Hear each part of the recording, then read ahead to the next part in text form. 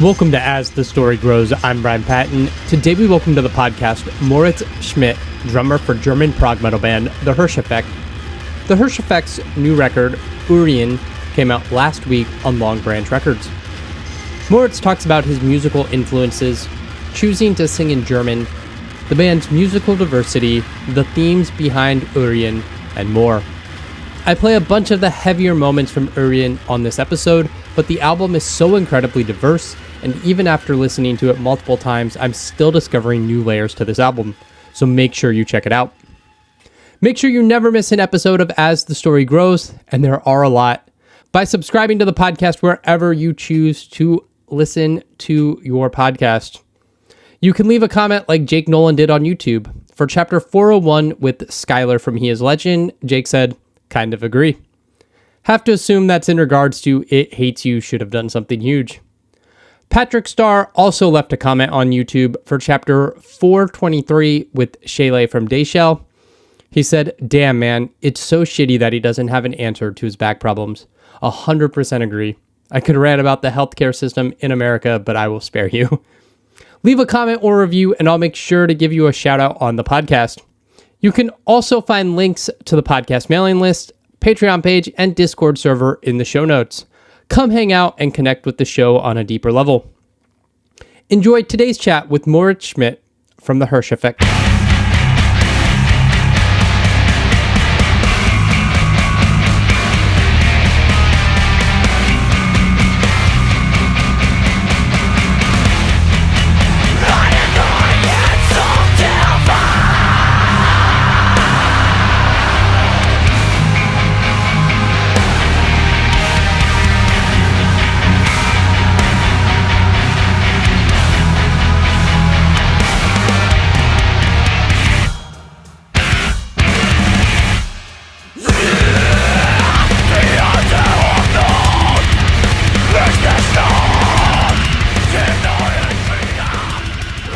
You are in Hanover, Germany? Yes, I'm in Hanover. Nice, nice. Is that where you grew up? No, not at all. I grew up in the south, and okay. I went here for my studies. Okay. And then, due to some fortunate events, I happened to end in this band. Nice, nice. Where in the south of Germany did you grow up? In Baden-Württemberg, in a small town. 2 hours from Stuttgart. Gotcha. What was growing up like? There wasn't that much to do. I mean, all small villages and small cities. So, yeah, sometimes boring, but also kind of, also safe. Yeah. Maybe. Yeah, it's not too bad. Yeah. That's cool. I've only ever been to Berlin in Germany. So okay, yeah. So it's not at all comparable. Yeah. I mean, nothing really is, but yeah. yeah. There's more I want to see, but yeah, I've only been to Berlin. So okay. Yeah, fair enough. Yeah. What got you into music? I don't really know. There's the story that I've got a drum for my second Christmas I get, and I seem to be I was so fascinated by it, and after that I got some new drums and always like made some stuff with it, and then at some point it became clear, or my parents got me to music school, and then I learned the drum just at my village. Had a teacher who learned me or taught me some basics in the drums, and I got my own drum set, and from there it was it stuck with me, so to say. Yeah, it was just kind of always there. Yeah, absolutely. Nice.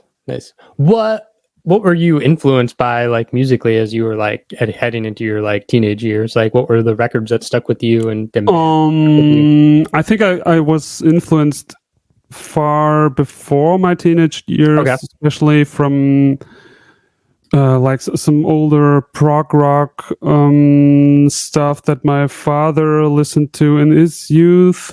And also, my parents, they even listen to our music, and they come to our shows, still come to our shows. So they were always into more rock music, even metal a little. And basically everything influences me in some sort of way, and there are some bands that influence me maybe more. At some point I discovered there's this band called Dream Theater, and that especially drumming wise I seem to it seemed to have influenced me in the past, so that if I notice myself, if I just jam to something, okay, this sounds just like something Mike Portnoy would have done, or something like that. So maybe this band a little, and then when I got into more into harder music, or like some more mathier stuff, I think one of the bands that influenced me most there was the Dillinger Escape Plan. Still, yes.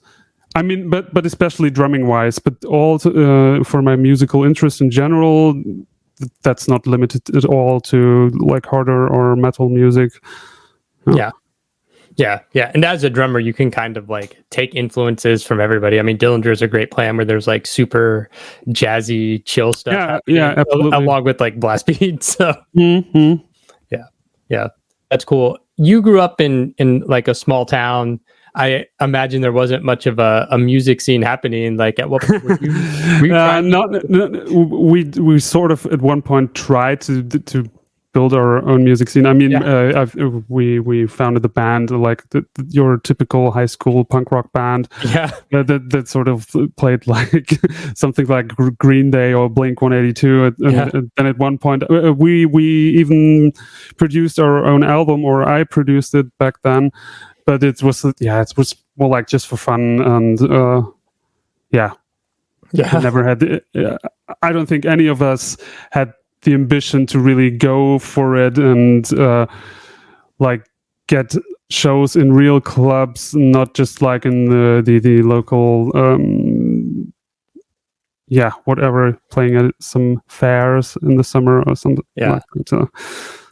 You weren't looking to take over Europe by storm in high school. But that's not so much of a difference now. So maybe let's see what the new album brings. But What'd you go to school to study that took you to Hanover? Biology, actually. Nice. What was your interest in biology? Just more like good question in hindsight. Nothing in particular at first. I was interested, I mean, maybe not so much like going out and looking at flowers and see this is this one. I'm still really bad at it. I mean, I do it sometimes for fun, and by now there are some apps that have been developed. These are kind of cool, but more on the smaller scale, or something like microbiology or molecular genetics or something like that. And this is especially molecular genetics is something I'm still in. I'm doing my PhD in biology or molecular biology and bioinformatics. So Nice. Were you around in the Hirsch Effekt from the beginning? No, I joined them in 2013. So actually more than 10 years ago. Band was founded in 28, I guess. What led you to the band? Some weird circumstances. I first saw the band. I discovered this band on MySpace back then in 2010, when they just when their first album came out, and then I saw a couple of months later that they were playing in Stuttgart, which was not so far from me, and we had a nice evening. I drove with a couple of friends there, and I think there were only 2 other people coming for the Hirsch Effekt, and the band that played after them was something completely different.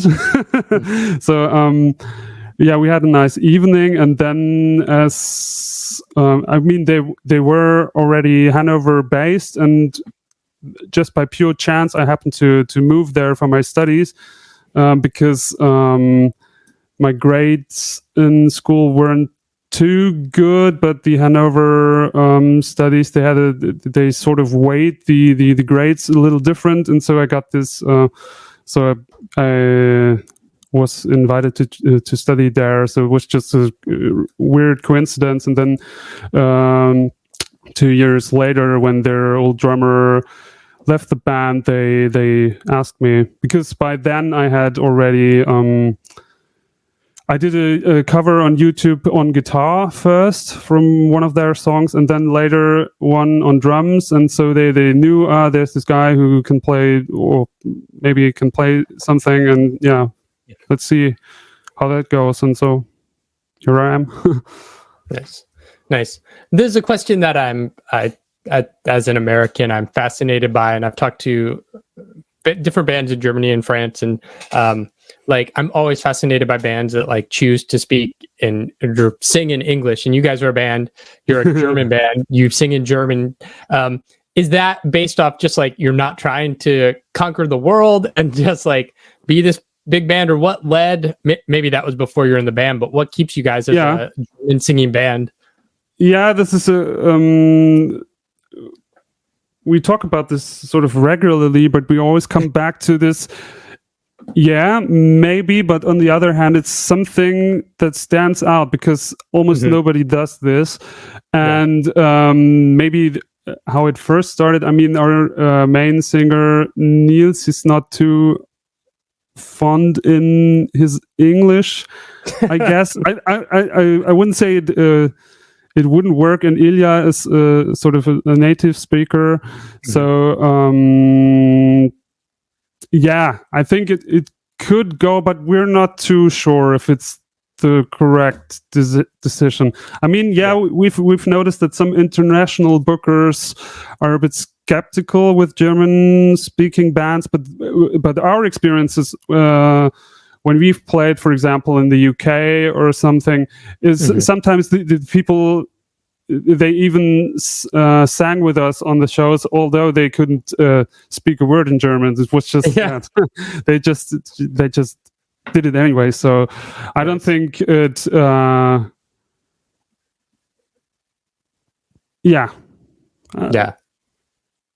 I mean, for us, it's not too difficult, but yeah. And the other question is only because it's maybe more commercial, or it could go better, and we could have more success with it. It's the question: do we really want it? Because then we could also make some really different kind of music.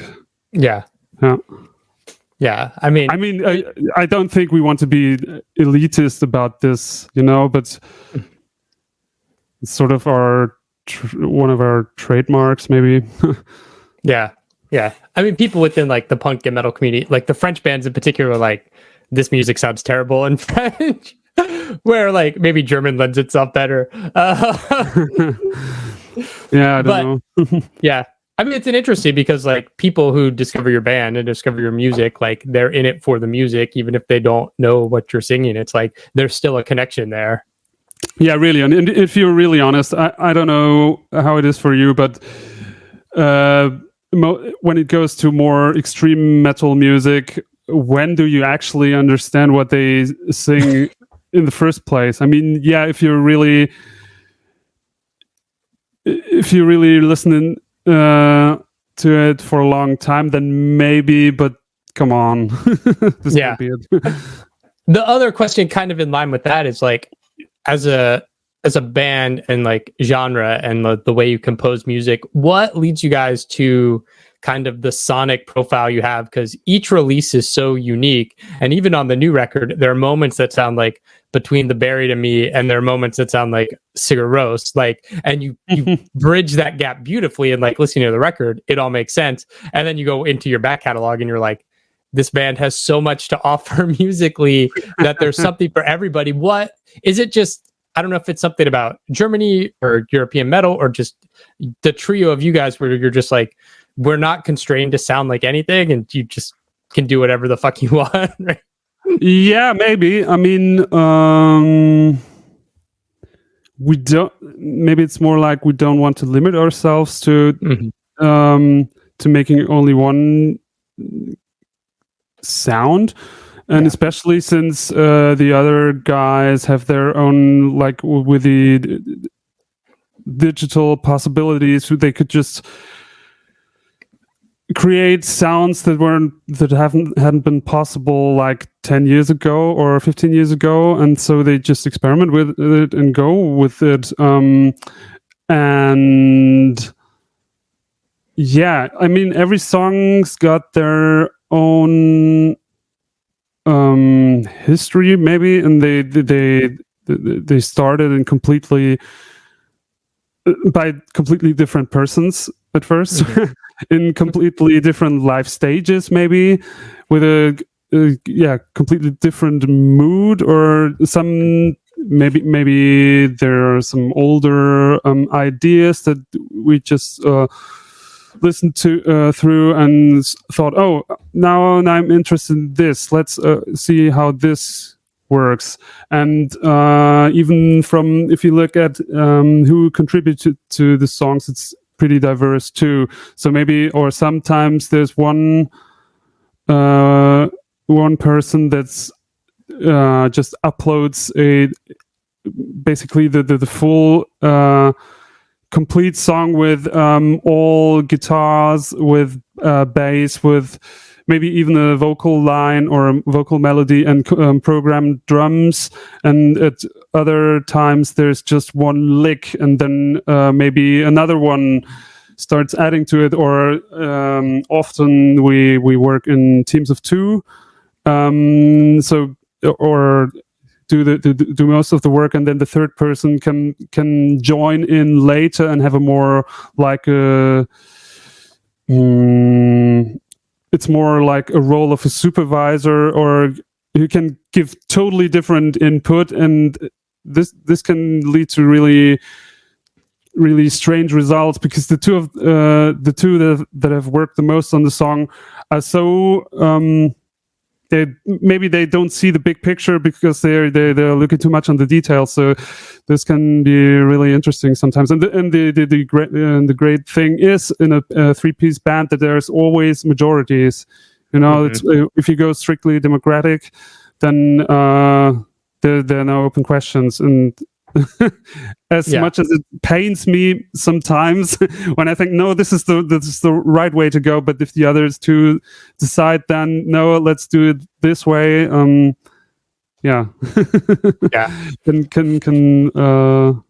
make things easier in the long way. Do you feel like, because streaming music is so popular, that like having a diverse catalog has kind of helped, where people can connect with your band in different ways where they might not if they just pick up an album? You're asking for streaming music, or what? Yeah, if you like, because your sound is so diverse. Like, Okay. Like the way people can kind of pick and choose. That's a hard question. Like, and you want people we would love to have a definite answer for that. But that's really hard.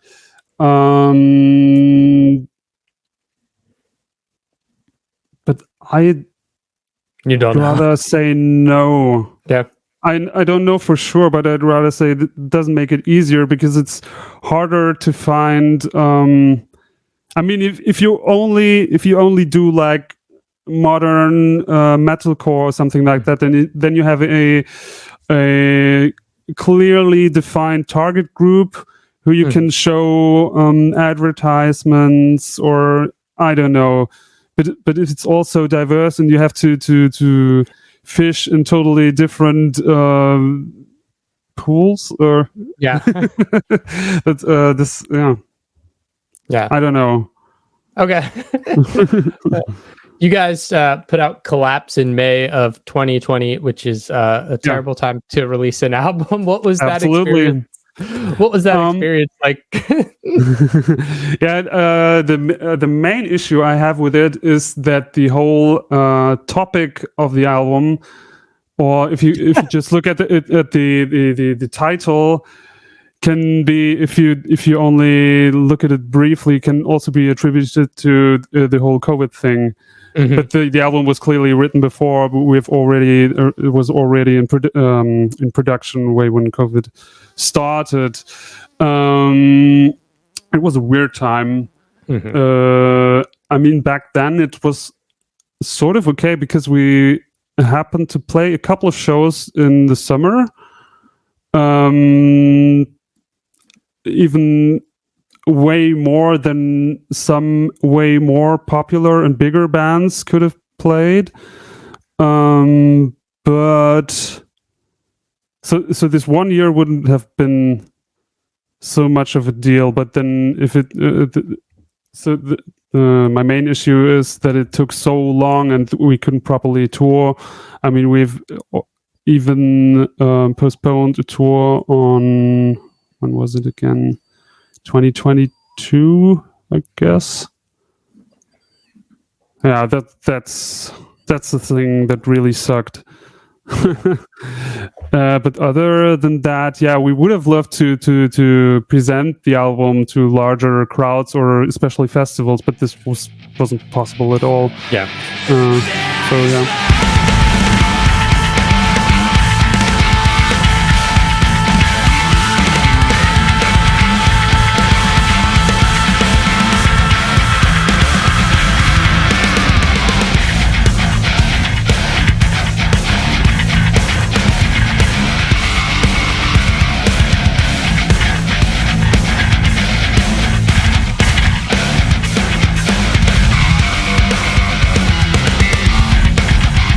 New album is called Urian. Am I saying that right? I'm not so sure. I think somebody told me that this in German it's Urian. It's a German word, but I think maybe it's also it could be also used in English. Okay. Yeah. Yeah. So the German definition is some sort of like in some uninvited guests that just is there and you want them to go. Yeah. Is that like a lyrical or thematic theme that runs through the record, or that socially? No, I mean in the song Urian, yeah, maybe, but not in the whole album. It's way less conceptual than the previous one. I mean, as much as musically, but also lyrically or thematic, every song is something completely different, I'd say. But there are more underlying themes that sort of overlap some, maybe. Also, it's the whole album I think is generally more a bit darker and more gloomy. Yeah, and or as one of the guys, I don't know who said it, it sort of deals with the ambivalence between crises and everyday life. So this is a more recurring theme. Yeah, maybe like that. But I'm also not so much a fan of explaining the lyrics too much to the general audience. One, because I'm more interested in the music itself than the lyrics, and maybe I'm a little different than the others, or it's not a general thing. But second, I think everybody should make up their own minds, and it's not like that. I don't want to tell the audience this is like it is, and everybody who sells something different is wrong. Yeah. Right. Once the art is out there for the public, they take it and whatever the lyric says to them, like it's theirs now, right? They get to make of it what they want. Yeah. What was the writing process for this one like? Was it different than previous records? I don't know how like lockdowns or things work in Germany. Yeah, it was different, but also every album songwriting process was different, and also every songwriting process is totally different. So there's basically there are no rules, and everything that leads to how the results is some, most important or counts. So and some of the ideas of the album go back to like 2 years ago or 2.5 years ago. Yeah, there was this one time in 2021, I think in April 2021, when we took some time together in a small house 1 week for only songwriting, and some of the, or maybe or almost the whole song Urian was developed there, something like that. And then at one time, it's totally different for every song. There was no general rule. Gotcha. Yeah, I was wondering if like when you go into a writing process, if you're like, okay, these are things we want to try, or a general vibe or sound. No. It all just comes naturally. Yeah, maybe. I mean, we were a bit limited with the 1 week in this small little house in the middle of nowhere. So where the general I hate the word mindset. The general mindset was okay. Let's do some songs together and see how that goes. But then there still were tours after that, and then it was sometimes hard to get into the right mood. No, it's really it's difficult. yeah. Because like maybe not as a whole, but there's a lot of this record that's very ambient and open, and like a lot of space to breathe. But then like you have 2054, which is just like this really crushy like metal song. That's a little weird. It's just like, oh, BT Bam has showed up. Oh, really? That's an interesting comparison. Okay. Yeah, that's what it made me think. Yeah. Okay. Cool. Yeah. Yeah. Who did the album artwork? The same guy that did all the other album artworks. His name is Alejandro Chavetta. It's an artist from San Francisco, actually. Oh wow! And none of us has ever met with him. We only have contact via internet, so to say. Did you just like somebody found his stuff online and was like, "Oh, this is cool"? Yeah. I think it was the old drummer back then. He thought, "Hey, this is cool. Why not ask him?" Nice. Did you give him a concept of what you wanted, or just? I think he always gets our demos, and Niels just writes him a text, or maybe even the summary of the lyrics of every song or something like that. Okay. But none of us really understands his work process or what he makes out of it. But we always liked it. So yeah, and we're honored that he still takes the time to do something with it. It's really weird. Yeah. It's really like crazy. And each of the singles has like different artwork. Did he just send a bunch of things over and you picked one for the album and one for the singles that you like best? Or yeah, that's basically how it works. We're lucky to have, or sometimes gives us maybe a little bit more to choose from. And also our label has some expectations what they need, and we get them the specs, and then we get something back, hopefully. I mean, That's cool. The album is out next Friday. What's the rest of this year look like? You guys gonna play shows and try to tour? Yeah, the biggest show will be, we're playing this really nerdy festival at the Euroblast Festival in Cologne here. And then we have a tour in October and November. this is. Yeah, but it's unfortunately it's only Germany again. Yeah.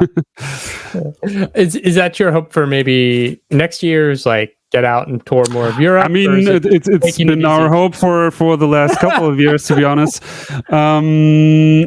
No, let's see. I think we've been a couple of times to the UK. We played the other of the European tech festivals that's called TechFest, which doesn't exist in this form anymore, unfortunately. And last year we played at Arctangent Festival. It was really great experience being there. And then so all the neighboring states from Germany, or almost all of them, we've played there, but we would love to go really on a big Euro tour, or even at one point come to the States, but we'll see. Yeah.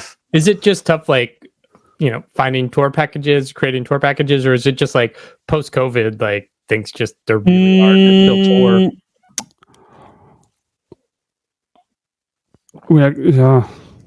Maybe both. Yeah. Yeah. Okay. I'd love to know if you have any suggestions. I know nothing.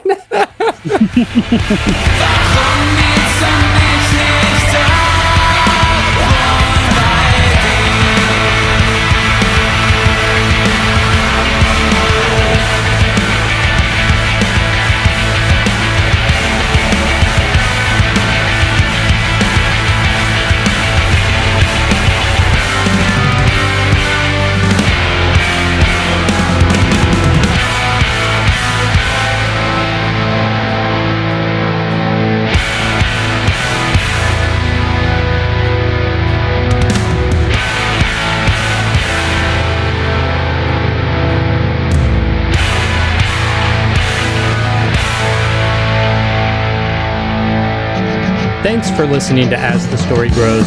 Our intro music was written and composed by Jeremy Hunt. The As the Story Grows theme is by Bob Nana.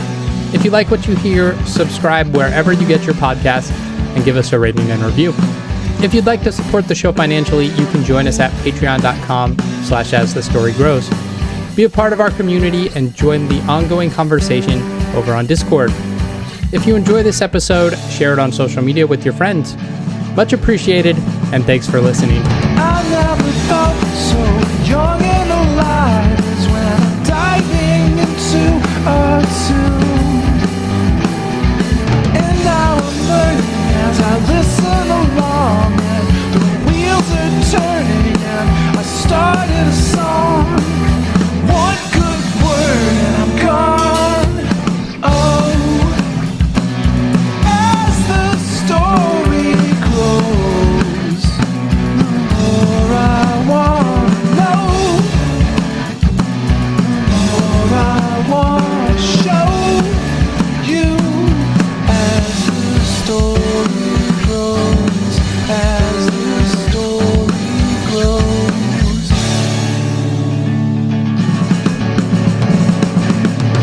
You can create something lasting and great, something passionate and real. And I'll bring in my own good feelings, I'll sing it with meaning. Let's just attack it and never look back. It's wild and fantastic. All together at full power, we're so much better. What's that word?